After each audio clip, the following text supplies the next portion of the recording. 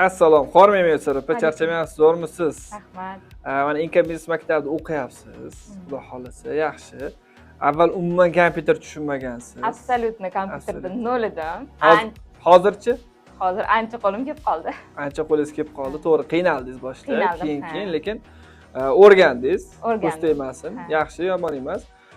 Savol, bizda o'qishda afzalliklari nimada va kelayotganlarga nima uchun taklif qilasiz, agar taklif qilsangiz? Afzalliklari juda sodda tushuntiriladi. Tushunmasangiz qayta sizga erinmasdan javob berishadi. Guruhga ham o'qituvchi, o'zlari ham kurator biriktirilgan. Любой payt javob berishadi.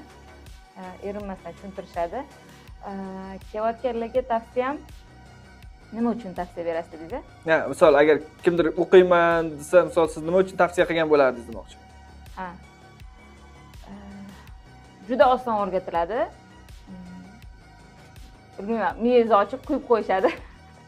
Shu uchun kompyuterni bilmaganlar ham kelsa bo'ladi. Kompyuterni bilmaganlar yugurib aynan shu imkon biznesga kelishiga 100% tavsiya qilgan bo'lardim. Hech ham ikkilanmasdan darslar o'rgangunizcha bo'lyaptimi bir marta to'lovdan keyin? Ha.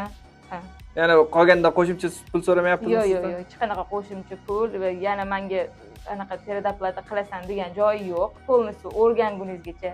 Hozir mana analitika darsini o'tdingiz. O'tdik aniqrog'i. Osonmikan pul topish o'zimda? Ha, oson ekan. Faqat qaysidir tovardan ko'proq qoladi, qaysidir tovardan kamroq qoladi. O'sha hisob-kitobini qilib olsak, marra bizaniki. Lekin tovar analitikasini saytda qilganingizdek boshqacha chiqqan bo'ladi. Bizda shu afzalligimiz bor. Hali bozorga tushish va hokazo hali darslarimiz oldinda.